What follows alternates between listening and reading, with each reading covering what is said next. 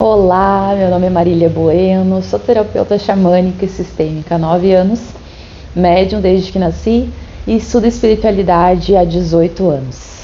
Vem comigo que hoje tu vai descobrir por que eu não faço a amarração amorosa. Essa história, ela é muito boa também. Eu prometi pra vocês que eu ia contar ela aqui, porque é o casal do ghosting. Do vídeo ghosting, né? Eu falei pra vocês que é um relato tão interessante que eu ia trazer esse relato aqui. Então, gente, vamos para mais uma história. Ê! Ó, tá ouvindo isso? O que é isso? Se inscreve no canal. Ó, presta atenção, hein? Tem vozes aí. Se inscreve no canal. Se inscreve. Então, deixa o like aí, se inscreve, acompanha, ativa o sininho e se sentir de compartilhar, tamo junto. Esse casal estava fazendo um tratamento comigo à distância, já tinha comentado aqui. Eles são de outra cidade, tá? E num determinado momento pediram uma limpeza xamânica em casa, tá? Que algumas coisas estranhas estavam acontecendo. E eu, em vez de eu escutar o relato antes, eu senti de deixar pro dia mesmo ela me relatar. Eu já ia estar lá, eu já ia estar com todos os meus aparatos, né? E aí, tudo certo. O que acontece? Que eu não sabia que essa pessoa, que esta mulher, esse casal, que eles tinham uma ligação com alguma religião de matriz africana. Eu não sabia, ela não tinha comentado nada comigo até então. Então, quando eu cheguei lá, eu fiquei até pasma quando ela abriu uma sala assim. Ela disse: eu vou te mostrar o meu cantinho, se tu tem algum cantinho onde a gente pode firmar vela, onde a gente pode... Ela disse: não, vou te mostrar aqui. Ela abriu, tinha uma sala já toda preparada, com vários orixás. Eu fiquei: gente do céu! Pensei, essa mulher não nasceu ontem, assim, dentro da espiritualidade. Ela já tinha uma caminhada, né? Tinha vela de todas as cores, tinha muita coisa lá, defumação, tudo que eu precisaria tinha lá. Levei minhas coisas também, meu cachimbo, os fumo, né? O fumo dos preto velho, né? Que às vezes precisam cachimbar e outras coisas que eu preciso. Levei depois, nessa época, algumas limpezas eu já estava levando cachaça pro Exu da casa, né? Já estava firmando com os guardiões. Outras não era necessário fazer esse tipo de firmeza, lá eu fiz, tá? Mas no caso específico desse casal foi o seguinte: ela disse assim: olha, que bom que tu veio aqui, porque tá pesado. Eles têm tido problemas, estavam tendo problemas para dormir. Não só o casal, mas a filha também. E um dia antes de eu chegar lá, exatamente na noite anterior, tá? Porque eu fui de noite, então numa noite antes, olha o que aconteceu, gente. Olha o que aconteceu. Vejam bem, foi de madrugada, tá? Que aconteceu isso. Ela disse que ela acordou e começou a sentir...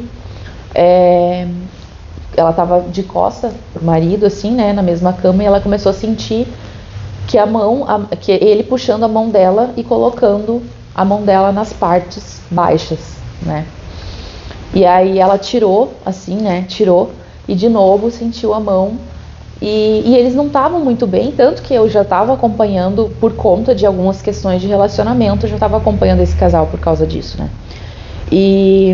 E aí ela disse que na terceira vez, quando ela sentiu a mão dela, ela virou. E na hora que ela virou, ela não viu o marido dela. Quer dizer, ele estava lá, mas ele estava dormindo, bem longe. O que ela viu? Ela viu um ser, não era um espírito, não era uma forma humanoide, tá? É difícil para mim explicar, porque não fui eu que vi. Ela me viu e ela viu e desenhou. Então, quando ela foi me contar, ela tinha um desenho, inclusive, desse animal, ser, não sei como chamar ainda, tá? Essa entidade.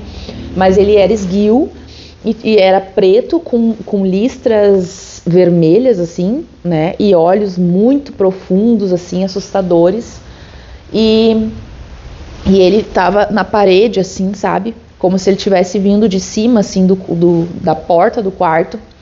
e tava ali entre os dois, esse casal, entre o casal, né, essa entidade. E quando ela viu, ela ficou horrorizada, assim, sabe? E aí, nesse momento, ela teve uma crise, como que chama, gente? Ah, eu vou lembrar.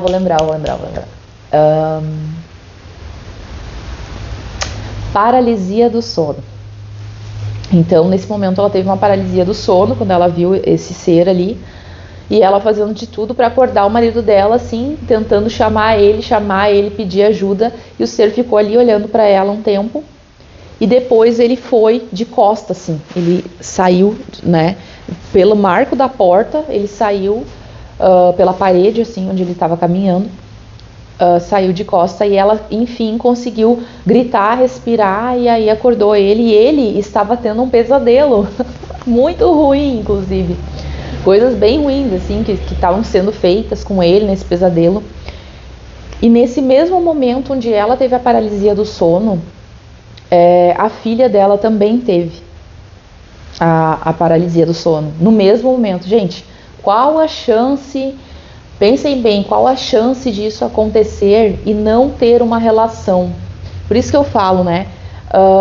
A gente, às vezes as pessoas muito chegam em mim assim, eu não acredito, eu preciso acreditar nisso. Não, você não precisa acreditar, você precisa só observar, você não precisa acreditar, você precisa só observar. E quem observa e quem está presente acaba realmente saindo do ateísmo e testemunhando, né? Porque a espiritualidade é muito sobre testemunho e menos sobre fanatismo, sabe? Então, quando ela me relatou aquelas coisas, ela estava assim bem nervosa, sabe? Eu comecei a sentir o meu coração disparado, assim. E na mesma hora conforme ela ia me explicando mais e mais o que estava acontecendo, foi me baixando a pressão, né? Foi caindo a pressão, parece que o sangue vai lá pro pé, né? E a gente vai desmaiar. Então, quando acontece às vezes de uma incorporação que não era esperada se manifestar ou algo que precisa vir naquele momento, pode sim ocorrer. Comigo acontece, não sei se você que é médium de incorporação também acontece, né? Dá aquela baixada da depressão que você acha assim, minha nossa, eu vou cair dura aqui. E aí eu pedi uma cadeira para ela, né? Muito rapidamente ali eu pedi uma cadeira e comecei a respirar para ver, não estava bem sabendo o que ia vir ainda, né? E veio minha preta velha, maravilhosa, Dona Vovó Maria Conga veio, e ela saiu já pedindo cachimbo, né? Fizeram o cachimbo, passaram, e ela passou canto por canto daquela casa, foi limpando, foi defumando ali com cachimbo, um pouco era com defumador, com as ervas, com tudo. Foi maravilhosa essa limpeza, maravilhosa. E aí passou no quarto deles, passou no quarto da filha, passou em todos os lugares da casa. Foi feito o selamento também, né? Que geralmente hoje em dia eu trabalho a limpeza xamânica nos locais só com selamento, porque sem o selamento você tá só limpando ali em questão de uma semana, 2, né? Se não tiver protegido espiritualmente, vai tudo por água abaixo. Então coloco símbolos nas portas, nas janelas. Quando dá para colocar símbolo físico é melhor ainda, porque daí já interage com o inconsciente da família ali que olha para o símbolo e tá, entendeu, gente? Agora, quando não dá para botar símbolo físico, vai o símbolo espiritual mesmo. Então, foi bem interessante, bem interessante. E aí, terminei a limpeza e falei para ela o seguinte, deixei um incenso no quarto lá, acendi e pedi para que terminasse de transmutar, né, as energias daquele quarto, deixei uma música tocando e falei, vocês não vão dormir no quarto hoje, vocês vão dormir só depois de 2 dias. Eu pedi para eles ficarem longe daquele quarto onde aconteceu aquele fenômeno, e aí para que depois eles voltassem. E aí no outro dia ela me mandou uma foto do incensário, que era um incensário de Buda que quebrou assim no meio, rachou, não tinha nada, não tinha nenhum animal lá dentro. Se vocês estão se perguntando isso, se foi gato, cachorro, a porta estava trancada, né? Eu pedi para ela, olha, mantenha o quarto fechado enquanto vai terminar essa limpeza, justamente para, né, não aí tá misturando a energia da casa com o que estava acontecendo no quarto. E ela deixou fechado e no outro dia tava o incensário quebrado, né? Tenho essa foto em algum lugar. Se eu conseguir, gente, eu sou muito ruinzinha de edição até agora, mas eu quero estudar mais edição para poder colocar imagens para vocês e trechos de vídeos, e vai ser bem legal. Por enquanto não sei se vai dar, mas vamos lá. Então tava lá, né, esse incensário quebrado. Ela disse, olha, até me assustei quando eu vi o incensário. Disse, terminou de descarregar o que tinha para descarregar. E até ali eu não tinha entendido direito, sabe? Por que aquilo tinha acontecido, por que aquilo ali, se aquilo ali tinha uma relação com realmente o casal em si, né, a vida do casal. E aí, depois de algum tempo, né, enquanto eles ainda estavam me respondendo, eu estava tratando eles, né, eu ofereci um divórcio energético, que eu vou fazer, inclusive, no fim desse mês, eu acho que não sei, gente. Vou passar aqui a agenda, eu vou começar a colocar nos vídeos para vocês acompanharem. Mas vai ter divórcio energético na próxima lua minguante, tá? Vou colocar aqui. E aí teve esse divórcio energético em grupo. E aí ela me passou que ela queria se divorciar de um ex dela que ela tinha feito trabalho, né? E eu perguntei, mas como assim? Que trabalho? Que até então ela não tinha me falado nada. Ela disse, eu fiz um trabalho de amarração para esse meu ex, e ele até hoje ele não consegue se desgrudar de mim ou se desvincular de mim, ele continua atrás de mim e tal, ela falou, né? E aí que me ocorreu, depois de fazer esse divórcio energético desse trabalho que ela tinha feito, foi bem pesado, inclusive, ainda mais que é em grupo. Ai, aguenta cavalo, né? A gente é os cavalinhos das entidades. Então, depois disso que foi onde eu compreendi que a energia que eu estava lidando naquela casa não era por acaso, né? E que essa relação ela estava tão densa, tão complicada, tão complexa, porque existiam magias que envolviam o casal, envolvia ela, envolvia ele, né? E que sim, pela leitura que eu fiz, muito provavelmente ela não só fez amarração pro ex, mas ela tinha feito alguma amarração pro atual também, porque era muito nítido que não havia mais amor, sabe, entre eles, assim. Era uma relação mais assim, somos pais da fulana, né? Mas uma convivência muito tóxica, né? Aquela coisa de um ciúme, uma possessão, uma possessividade, sabe? Entre eles, entre os dois. Então, assim, gente, aquilo ali me deixou assim, primeiro quando eu vi, ela me descreveu a cena, a entidade, tudo, eu já fiquei assim, engraçado, que essa entidade estava muito num lugar da sexualidade ali, interagindo com a sexualidade do casal, o que aquela entidade queria, né? E depois quando eu descobri dos trabalhos que ela havia feito, então as coisas foram se encaixando, sabe? Porque a primeira vez que eu ouvi falar em trabalho de amarração, eu era criança ainda, eu tinha acho que uns 10 ou 11 anos, foi quando a minha mãe começou a ler aquele livro Ninguém é de Ninguém, da Zíbia Gasparetto. E ela lia em voz alta, eu escutava. Sempre quando a gente ia dormir, ela lia e eu estava ali ouvindo. E eu me lembro bem que foi um livro de um casal que estava se divorciando, que estava passando por questões, né, no relacionamento.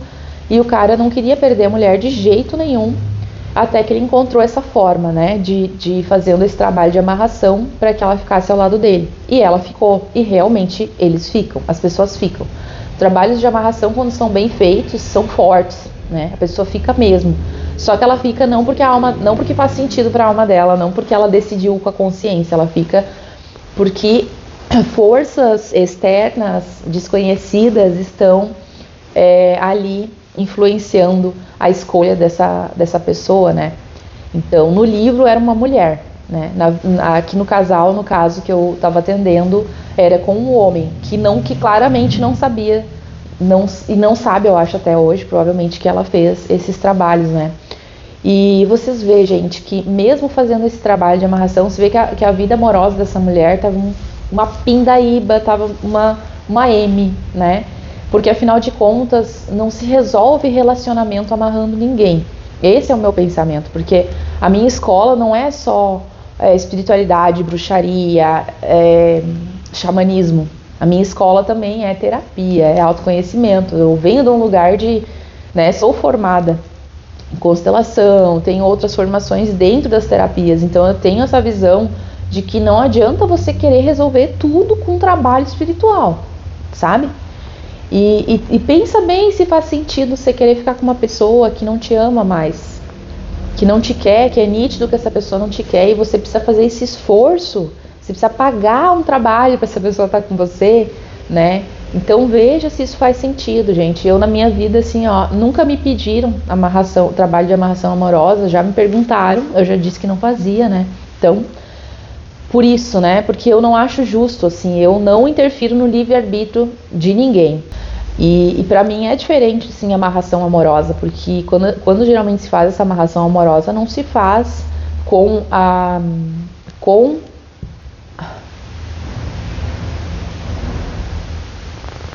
autorização das duas partes, geralmente é com a vontade de um só. E pra mim, assim, ó, se a vontade é de um só, não há relacionamento. O relacionamento sempre tem dois, né? Tem duas ou mais pessoas envolvidas e realmente eu não acho justo com aquele que não sabe, né? Estar interferindo aí nesse livre-arbítrio, nessa vontade de ir e vir, tá, gente? Não tive mais notícias dessa mulher, desse homem, porque como eu falei no vídeo ghosting, eles desapareceram, né? E eu não tive mais notícias, então não faço ideia. E é isso, gente, tá?